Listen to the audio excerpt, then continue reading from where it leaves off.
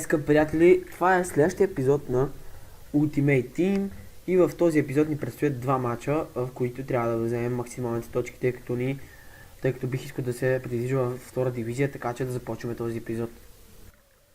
Ето го и моя съперник, скъпи приятели, гати мощния отбор има. Този отбор му прилича доста на моя, но е изключително добър, признавам. Отбора му е уникално добър. Ще бъде трудно, много ще бъде трудно, но той използва почти същата схема като моята, ще бъде изключително трудно да започваме. Брилянтно центрирането от Ди Натале 1-0. Антонио Ди Натале открива в 6-та минута на матча. Какъв развой само за нашия отбор. Уникално центриране 1-1. 1-1 8 минута. Антонио Ди Натале изравнява резултата в тази 8 минута. Двамата Ди Наталчовци изравняват този матч. Доста интересен матч се разиграва. Надявам се да победим. Мартин Касарес! Абсолютна дуспа. Дуспа за и Барбо Форевър. Мартин Касарес с уникално слаба игра и това невероятно ще бъде червен картон за него. Абсолютен червен картон. Изгонен е Мартин Касарес, матчът е пред провал. Виждате тук Ди Натале се измъкваше и направо Мартин Касарес му разби главата. Червен картон за него и матчът е пред тотален провал. За топката е Балотели. Удар на Балотели и 2-1. 2-1 Марио Балотели покачва резултата за нашия противник за 2-1. Много лошо се получават нещата. Нямаме вече никакъв шанс, поне според мен, да обърнем матча, да видим.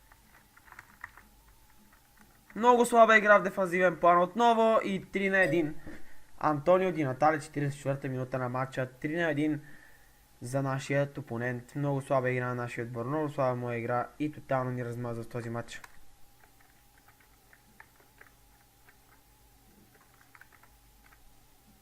Какъв пас сега? Тото Ди Натале, удар във вратата на Антонио Ди Натале и 3-2, връщаме се в матча. Наистина Антонио Ди Натале е уникален футболист и го доказва в тази минута. Какъв развой само на нещата. Двамата Ди Наталчовци в двата отбора бележат. Това е малко гадно, но няма друг избор. Все пак много отбори играят, няма как да се запълнят отборите без да има еднакви играчи в тях. Ето го, това беше края на матча, скъпи приятели. Загуба с 4-2. Червени картони се изкарахме и двата отбора. Съжалявам за това, че не ви предадох второто по време, но имаше ужасен лак, нямаше как да се снима изобщо. Футболистите едва се движеха през повечето време и нямаше какво да направя, но аз владеех доста повече, топката загубих незаслужено и в крайна сметка си оставаме само с една точка за този момент. Ето го и следващия ни опонент за този епизод. Ето го и неговия уникален бразилско-английски отбор с наченки на Германия и на Италия и на Франция. Общо взето доста интересен отбор има. Надявам се този път да е по-успешен матча ни. Родриго Паласио! Много близо беше тук до гол. Изключително слаб удар на Родриго Паласио, но Петър Чех е класен вратар, трудно би допуснал толкова лек гол. Центрирането е на Хамшик. Угбона! Отново топката мина много близо до гредата. Направо си я облиза. Не, всъщност ми я пипна. Но много голям натиск в началото. Добро центриране. Хамшик с глава. Чех спасява отново. Божки мили, помогнете му на това момче се научи да играе. Какво нескопосно отиграване само на Коандорадо. Просто съм без думи за това отиграване. Страхотен пас. Клаудио Маркисио. И отново Чех спасява, но това е нарушение. Нарушение и абсолютен червен картон за Майкон. Без апелационен червен картон. Изключително грубо отигра моя съперник. Вижте. Направо ми размаза главата. И накрая с колено ме нагази, ме натисна яко. Да ме боли, но трек свободен, който най-вероятно ще бъде изпълнен изключително слабо.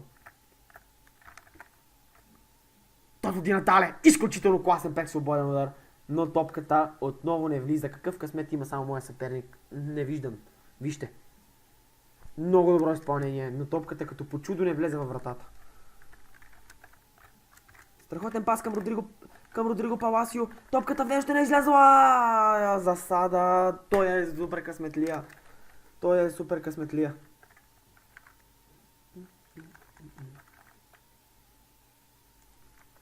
Уникално добър пас към Неймар и открива резултата в 25-та минута. Отново абсолютно незаслужено. 1-0 за моят опонент, който не му знам глупави отбор, но 1-0 за него.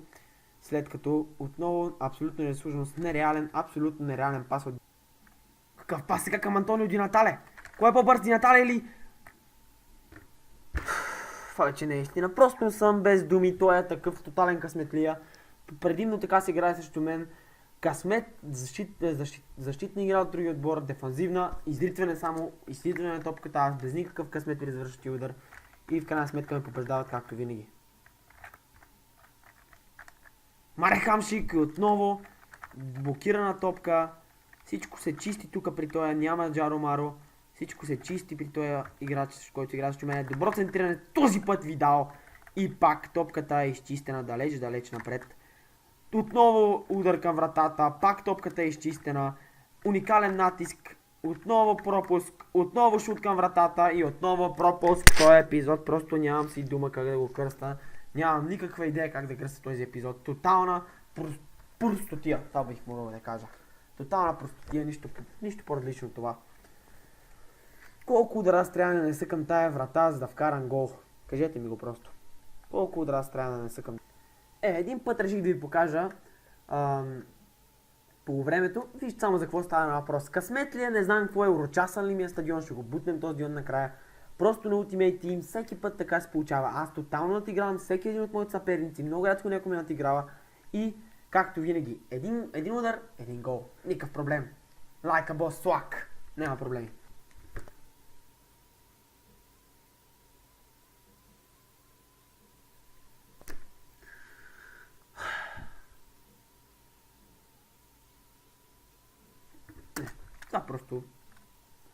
Това просто е нереална игра. Само това бих могъл да кажа. Той е Ultimate Team, просто ми лази по нервите. Хайде! Пореден пас през моите защитници и пореден гол за тапака от други отбор. Само това бих могъл да кажа. Просто съм без думи. Аз съм тотално изнервен в момента. Как да играя тази игра? Така и така не играя Ultimate Team, само и само заради вас го правя. И ще продължа да го правя само и само заради вас. Аз тук почти не влизам, защото тук се играе единствено и само. Не се играе футбол, тук се играе заритване от един отбор, дълги подавания и това е моя играта.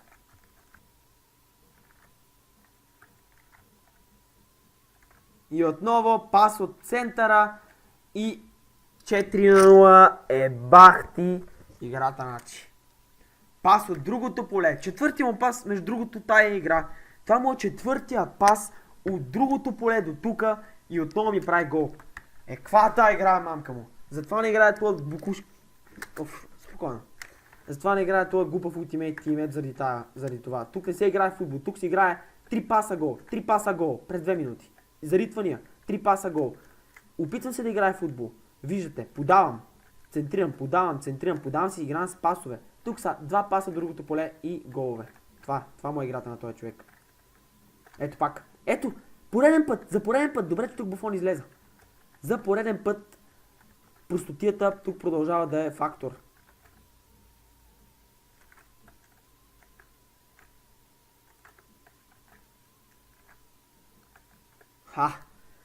Това ти е моето момче за букокчивата ти игра. Това заслужаваш една подигравка така с гола. Не че ме интересува, че ще загуба, но просто се изнервям, защото тук не се играе в футбол, тук се играе за ритване. Вижте аз какво много добро разиграване направих. Уникално разиграване. Просто направо съм изнервен. Пропаднала работа.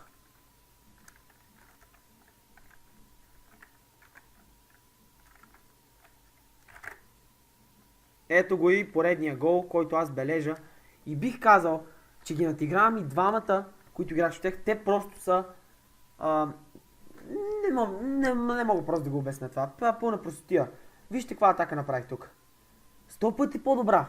По-добри гол е бележен от него. Естествено с неговите тъпи пасове през целия терен, бъгави, измислени, ми вкарва 15 гола. Съжалявам. Ама това е тотална подигравка. Края на този матч. Абсолютно незаслужена победа отново за този човек, който играе срещу мене. Много съм изнервен, както винаги, но това е глупавия Ultimate Team. Само наблюдавайте. Скъпи приятели, гости, зрители, каквито и да сте по целия свят. баби, старци, чичовци, всички хора, абсолютно, които ме гледат в момента, да забележат за какво става на въпрос. Той с неговите 3-4 мижави пащета ето от тук, чак до тук ми вкара всичките му глупави 4 голчета, а аз с моите добри подавания, с моя стремеж, така да се каже елементарен стремеж, да направя нещо стойностно в тази игра, в Ultimate Team имам предвид, да спомогна с нещо за футболът, да покажа футболът, красотата му с подавания, с разигравания. Не, насираме всичко, дълги пасове, бъгави, имбави, нереални от единия край до другия и голове. Това им е играта на повечето, които играят тук. Уважавам хората, които играят с подавания, побеждават, но такива отпадъци като той, който играх преди малко срещу него, са за тотална скрап и за подигравка, поне според мен. Аз може да съм загубил, това не ме интересува, но важното е, че играх доста значително по-добре. Играх футбол, а не играх глупава игра. С пасчета от единия край до другия и с голове. Съжалявам много, ама това е реалността в Ultimate Team. Ако играете, свиквайте. Това беше за този епизод. 2 загуби и то абсолютно незаслужени. Да, първата може би беше... матча беше много добър, аз изпуснах положението, но втората загуба просто пълна пустотия. Това бих приличил втория матч. Аз с игра, с всичко се опитвам да играя, той отпада като също мене. Дълги пасове, ритане, дълги пасове, съпвания, заритване, дълги пасове. Общо взето, така играят повечето слабаци, които играят Ultimate Team, затова аз не го играя предимно кариера, защото там поне се опитвам да играя футбол и ми е значително по-интересно. Доближавам се повече до футболата. Всеки петък очаквайте епизоди на Ultimate Team. Надявам се този епизод да ви е харесал. Надявам се да искам да изразите вашето мнение отдолу в коментарите и да ми кажете какво мислите за тази глупава игра, имам предвид не за играта, а за играта, която практикуват повечето, които играят Ultimate Team. Да, има хора, които подават, има хора, които се стремят към футбол, но повечето играят по този нубски начин, за да побеждават по-лесно. Това беше от мен, до следващия път. Everything rides on tonight. Even if I've got 3 strikes, I'ma go for it. This moment, we own it.